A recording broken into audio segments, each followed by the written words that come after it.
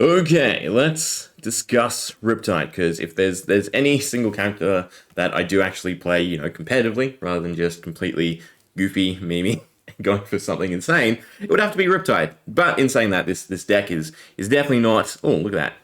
How coincidental, right? Similar to New Horizons aggro or usual hybrid, I guess, more arrow, more trap Riptides that you'll see a lot of other people do, but Riptide is quite relevant to the current meta, which is fantastic. But again, this deck that we're going to go over is filled with greed and different lines and interesting play and just more my own personal flavorful feel. So the big thing to go over first is we take every single trap, right? Every single trap is run, and the reason for that is that's the gist of this deck. I just want to play a control-y, fatigue, stall-out deck that every now and then shoots a really big arrow.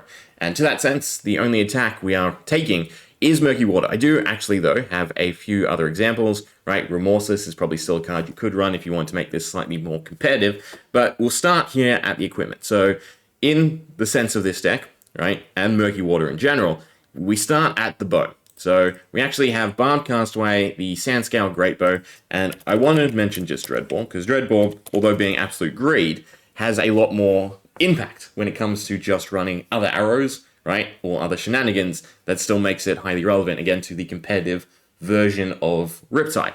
So Dreadball is fantastic because of that second clause. Arrows you control have dead defense reactions, can't be played from hand in this chain link, which is just, again, fantastic for helping with a lot of other arrows get across. But in general, when it comes to Murky Water or Dominate, I don't like this sort of hand impediment because it doesn't really matter, right? Yes, it could suck. One defense reaction from hand, one defense reaction from Arsenal. But I would rather take my chances with Murky Water and its Dominate effect. I'd rather also just take resources or cards out of my opponent's hand overall and try to get damage across that way, then again try to aim for this and go for something like a take aim, or what other aim cards are there? I think it's just take aim in general and trying to land it that way. But Dreadball is still definitely worth mentioning. So Barbed Castaway and the Sandscale Greatbow, right? Which is better? That's the curiosity. Now, Barbed Castaway is probably better overall with Riptide's innate ability and just taking a bunch more traps. So you have the once per turn instance. You may put an arrow card from your hand face up into your arsenal. That's okay, right? It's just loading. You don't necessarily need it with Riptide. Kind of is overshadowed by his ability, but still, it's cool. I feel like it should have been anything and would help you load up other traps, right? Because this is pretty much epitomized majority of the time as the bow with Riptide. You can see it on his back there. All right, Murky Water. It kind of looks like the correct bow, kind of not. Right, this edge is kind of different, but altogether, I feel like that's slightly off in the doubling up of arrows when you just have your own ability for it. But then, more importantly, you have pay 1. You may turn a face-down arrow in your arsenal face up if you do put an aim counter on it. So that allows you to generate that important aim counter for Murky Water. In comparison, we have Sandscale Greatbow, which has once per turn, pay 1. Look at the top card of your deck. You may put an arrow from your hand or the top of your deck face up into your arsenal. Go again. And then you have that second clause. Whenever an arrow is put face up in your arsenal from your deck, though, put an aim counter on it. So both of them, again, enable aim counters. This is basically a blanket. If it's in your arsenal face down, you can flip it, put an aim counter if you pay 1. This is you have to have it specifically on the top of your deck to generate that aim counter, but you also get to look. So generally speaking, right, they both aren't perfect, but I would lean highly more towards Barbed Castaway, and I think this, again, falls short in its design element, right? You have confliction with some other stuff, for instance, like Bullseye Braces. You may put an arrow card from your hand face up into your arsenal. It doesn't really gel with either Barbed Castaway or Sandscale Greatbow. I feel like if this clause was just anytime an arrow is put face up in your arsenal, it would be great, right? It seems like there's a lot of different ideas being spun for Ranger, and again, they want to do it their own way rather than all gel and mesh and work perfectly with one another. Of course, you also have cards like New Horizon, right, which would definitely help with either of these. Again, the whole idea being you have to show your arsenal card to aim it, then feeds into New Horizon having a second slot, so you maybe chuck a trap in or anything like that. So New Horizon is also a nice pick, but between the bows, right, I'd lean mainly towards Barbed Castaway, but I can see some plays working out, especially with like Memorial Ground, where you can put your attack to the top of your deck working, right? But all in all, we'll probably stick with Barbed Castaway. Maybe. I'll try some games with the other one, but yeah, you know what? I should put, no, I have this set up, so I can't do it. I was going to say put it in my inventory, right? So again, with Bullseye Braces, if you have no cards in your arsenal, you may put an arrow from your hand face up into your arsenal. It gains +1. This, although I really want to love it, is only really there if you want Arcane Barrier, or I should say if you need Arcane Barrier. The actual effect would be so tricky to use because it impedes aim counters, right? Barb Castaway. You must flip a face down arrow card face up to generate that aim counter. And again, from Sandscale Greatbow, you have to put it from your deck to your arsenal. It can't be from your hand to your arsenal face up. So yeah, Bullseye Braces is strictly there for the Arcane Barrier. I think Long Draw Half Glove is probably better overall. Again, it's got Battle Worn, and in a pinch, if you don't have reaction or anything like that, it's a +4 to the arrow, right, which is quite substantial. The better way to look at this, though, is to probably think, you know, it's a 2 resource cost, right? Because you have to get rid of 2 cards, say they're both red, right? Or it could be insanely worse. But in general, right, the +4 is quite nice. Again, the Battle Worn. For more tempo, I would probably just stick with Goliath Gauntlet overall. I think I still probably like Goliath Gauntlet more so. If I could even remember how to spell it, we'll just go with Gol, right? So just being a strict +2 to Murky Water. Then we have, again, New Horizon, but again, my personal pick, Mask of Malicious Manifestation. So, action, pay 1, put a card from your hand or arsenal on the bottom of your deck, destroy the mask, reveal cards from the top of your deck until you reveal an attack action card, put it into your hand, then shuffle, go again. And this has a big utility use in this style of deck. And it's not just, again, finding one attack straight away whenever you want, right? It is the sense that it activates a lot of other cards. It turns Memorial Ground and Codex into basically being Murky Water, right? In this sense, because once you have at least one Murky Water in your graveyard, you can play these cards to get it back. So when it comes to Remorseless and Murky Water, I can see them both being playable. I would probably be happy with fetching either of them with Mask of Maliciousness and having that in the graveyard just to cycle back with Memorial Ground or Codex. But for what I personally like to do in just my play, I would cut Remorselessness altogether. But adding Remorselessness to this deck, I don't think that weakens it in any sense. I think it just makes it another sense of stall and strong because of the effect of Remorselessness. When it comes to any other arrow with aim, though, right, I don't think anything is really worth it, right? So we got Barbed Undertow. If it has an aim counter, it gains when this hits, choose a color. For the next turn, they can't pitch cards of the chosen color. If you know fully well what your opponent's deck is, sure, that's great. But here's the conundrum. So Murky Water gaining Dominate is significantly better because it's pushing damage over trying to deny your opponent's hand. All these effects that try to deny your opponent something from hand, what they're basically doing is saying, all right, well, just play them now, block this, and you're fine. It's basically the same thing, except you don't take the damage. So whereas with Murky Water and its strongest starting point in terms of damage to also dominate, you're thinning out their hand a little, which is impactful enough. You're getting traps back, and altogether, I think it feels a lot better than trying to land Immobilizing Shot, trying to land Barbed Undertow, trying to land any of these aim cards that, again, try to disable the opponent in some manner. Because, again, it's either they land, they disable them, or they block, and it's disabled, right? It's the same effect, in which case your opponent's going to do the better thing of over-blocking it than trying to take the damage. So, yeah, I feel like for pressuring, sure, they're fine, but Murky Water just is significantly better in comparison to them. Same with Remorseless, mainly because it has that whole defense reaction, can't be played if it's face up. So again, similar to aiming it with an aim counter. And in terms of the playstyle of this deck, the little chip damage from the lose one life, right? If your opponent is just fine, it's not going to be that much, I'm just going to do maybe one big thing, we'll let it through, is going to add up. Because again, that's the gist of the deck, is to win by trapping, is to win by slowly chipping down the opponent.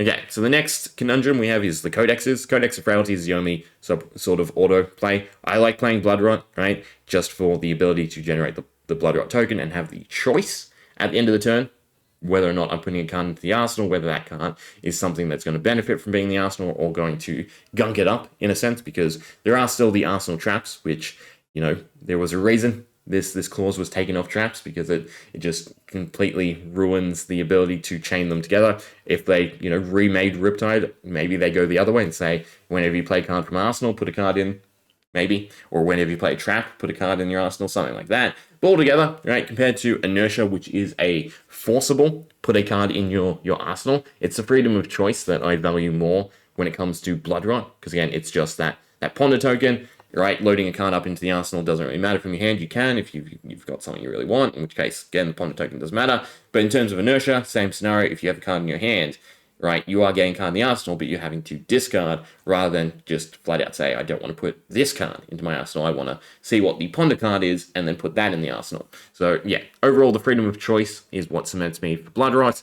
I don't think I have to explain what use Frailty has overall. Now, Remembrance. Remembrance is a interesting one.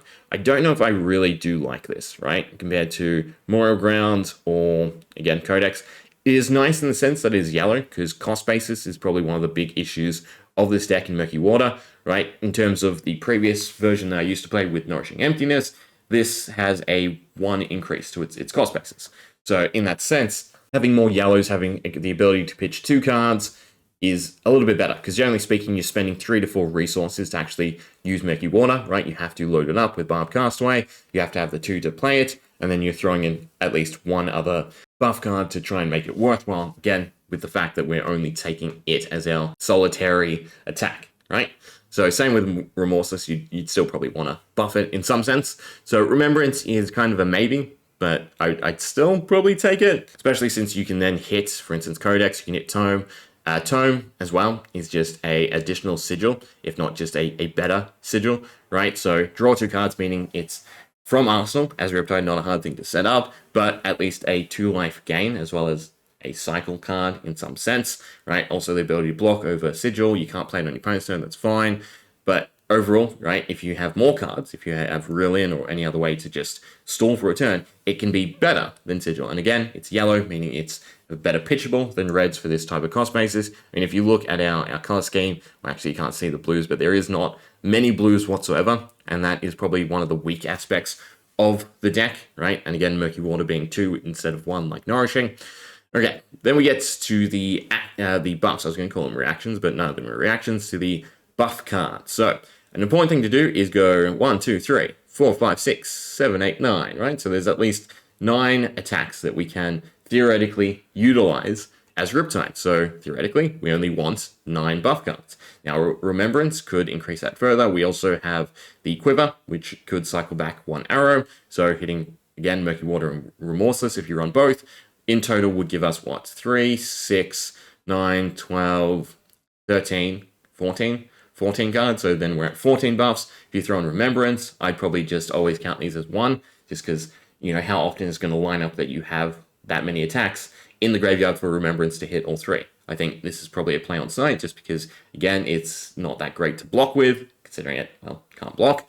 And in terms of pitching it for defense reactions, well, traps don't cost anything. You can pitch it for Reel-In, that's probably about it. But altogether, it's probably something you want out of your hand as quick as possible, meaning that you're just playing it on site, and again, trying to hit maybe 1 attack and a reaction or a buff. So trying to ratio the deck correctly is one of the big hurdles to me, right? But again, if we do run Remorseless, 14. If we don't run Remorseless, then it's only 10, because we're not getting Remorseless back with Quiver either, because they have to be, you know, 3 arrows with different names. So in that sense, what actual reactions do we want? Not reactions, buffs. You know what I'm trying to say. Well, the auto is definitely Premeditate and Seek and Destroy, so that's 6 so far, right? I think their value is just substantial enough, right? The Ponder is super good, being able to, again, do a turn of attacking and then have Ponder to load up your trap is really, really impactful. And we're just always playing arrows from Arsenal, so it's always going to be that +3 as well. Seek and Destroy is also just a nice effect. It's akin to Lace with Inertia, if anything. So I do, yes, in that sense, you could probably just run Lace of Inertia, but yeah, I do think both of them are potentially autos, right? Along with a set of release attention, whether it's yellow or red. Again, depending on the cost basis, I'll probably greed it and just take the red, but I feel like yellow would be more consistent. Again, being able to pitch it away if you have one of these red other buff cards, right? So this is good with Murky Water, especially because it has defense reactions can't be played from Arsenal this chain link, right? In conjunction with Remorseless, it overlaps, so it's not as impactful. But with Murky Water, you have the Dominate effect, limiting their hand to 1 card, right? So it's going to eat through equipment, and it's going to be 1 card from their hand, which might impact their play, might not.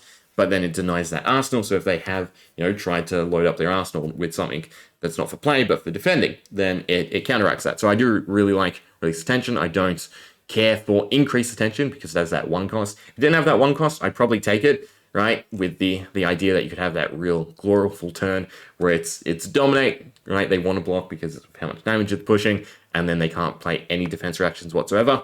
But altogether, I think the 1 cost and red, right, makes increased attention not as useful as release attention. Now, toxicity, this is an interesting one. So toxicity isn't front damage, right? So it doesn't buff the attack in itself. It doesn't get over blocks or anything like that, but it can substantially be equivalent, right? So the blue in itself is a theoretical +3 because it's lose 3 life. So that makes it very nice for this deck because, again, we're kind of already pushing high damage, right? Murky Water base is a 7 with Dominate, throw in 1 other reaction, and it's most likely a 10 with Dominate, and then you throw in Toxicity, and theoretically a 13, but a 10 will probably get over, meaning that Toxicity is nice in the sense that it's blue, meaning that it covers that expensive cost basis versus all the other, reds and yellows that we are taking. So I do like Toxicity, probably the blue for consistency, but I could also, again, see the yellow being run. Deadeye and Melting Point. So both these are 1 cost, and again, can be utilized, but I don't know if it's that impactful. So we have, if it's an aim counter, when this hits hero, look at their hand and choose a card, they discard it, right? It's kind of nice, but again, is it super necessary, right? Landing Murky Water as just a big dominate, so, having that extra choice of a card is definitely impactful. But with Remorseless, right, you kind of want them to play, you kind of want them to chip down, but altogether, it's still probably worth considering. Again, it being yellow is the big impactful point. Melting Point for certain matchups could be really good, and a +4 is definitely nicer, right? Pushing it to an 11 is going to probably eat through cards and equipment and still get over, right? Because that's one of those nice points.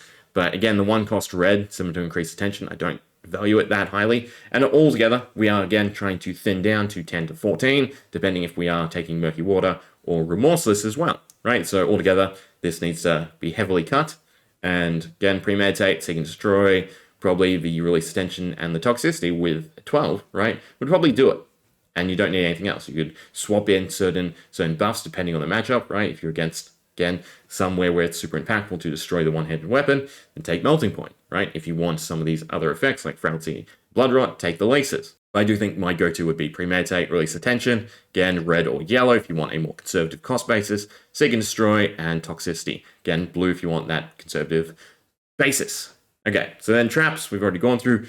The main objective of this deck is to squeeze the value of Reel and make Reel in a wonderful chance to go positive in hand, right? So in doing so, we are taking as many traps as physically possible, right? In Blitz, it works a lot better because they make up a larger proportion of your deck, but as you can see, right, we've got every single one. You also have the benefit of Murky Water recycling traps, and as long as you're playing enough of them, you can make sure to recycle the traps that are most impactful to the matchup. The only difference that I would probably do is cut down on Inertia, Frailty, and Blood Rot, depending on the matchup. Because there are certain matchups when obviously attack reactions matter significantly less, where Go Again matters significantly less, and even Greater Than matters significantly less. So picking specifically which traps to utilize in that sense will definitely help out.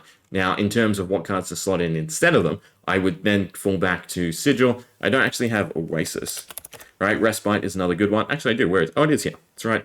Front center, right? So Oasis, Respite, and Sigil would be the sideboard and swap in depending on the traps. In fact, the majority of the deck you'd leave open, right, for the matchup, and then you'd pick, again, whatever traps and specific reactions are theoretically the best. Now, obviously, in a competitive sense, we need to work around that 80 card limit. So what would that look like? Okay, so here's where I'm at, right? So Riptide, Castaway, Deep Blue. I don't think I explained this over Trench, right? It's the simple ability to combine it again with Mask of Malicious Manifestation, just to make sure that you can load up the graveyard nice and quickly with your attack. So that again, you activate Memorial Ground, you activate Codex, you kind of activate Remembrance, and you're able to, again, when the opportunity strikes, be able to present that attack. Because again, this deck has a problem with consistency and being able to attack on the turns you want, unless you play it and plan strategically, which again I think is just my epitome of what I want to play when it comes to Flesh and Blood, right? So Deep Blue works best with Mask of Malicious Manifestation. Again, the cost basis of the deck but you can still definitely run Trench, and Bullseye Braces both have Arcane Barrier, so they're definitely important sideboards with the meta, right? Perch Grapplers are basically just for the Blade Break, right? You're not really ever going to need that go again on arrow cards. I mean, it could be kind of cool, right? If you do run Remorseless, or it probably wouldn't work well with 2 Murky Waters, but in that sense, being able to aim one because it's in your arsenal and load up the other. So there could be utility to Perch Grapplers. And then we just take Abyssal Depths for just another free, well, not free, but a costly cycle back, right? Again, more impactful if you are taking Remorselessness as well, right? So then the actual deck, the majority of traps, again, our choice buff cards, Seek and Destroy and Inertia, right? I did not read this correctly, but this is discard that is put to the bottom of your deck, making Seek and Destroy significantly better, right? So yeah, Seek and Destroy overlaced with Inertia. Okay, Release Attention, we put it in yellow.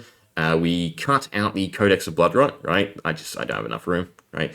We're 3 cards away, but it's mainly because, I don't really know which. Because of the current meta, I'd probably take Melting Point sideboard, because there seems to be quite a bit of, one-handedness, right? So Melting Point definitely has its uses, but, my personal pick would probably be Bloodrot, just because I just like infecting people.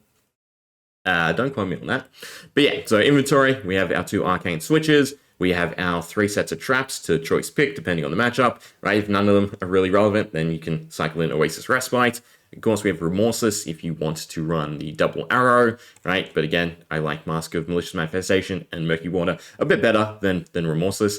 And Toxicity, I decided to stick it into the inventory, because again, I do like it, and the fact that it's blue, but it can be a bit tricky and a lot less impactful than taking an extra reaction or potentially traps or other stall cards. And then, yeah, 1 set of 3 left, so we'll put in Melting Point, and I didn't want to actually put that in the deck. I want to put it into the inventory, since that's, the current, just the meta, right? I do think it's kind of single-handed, bit more centric than normal, so I do like Melting Point for that sense. Yeah, so there we go. It will be in the description, as usual, but yeah. Right, Riptide with just Murky Water and a splash of Remorselessness.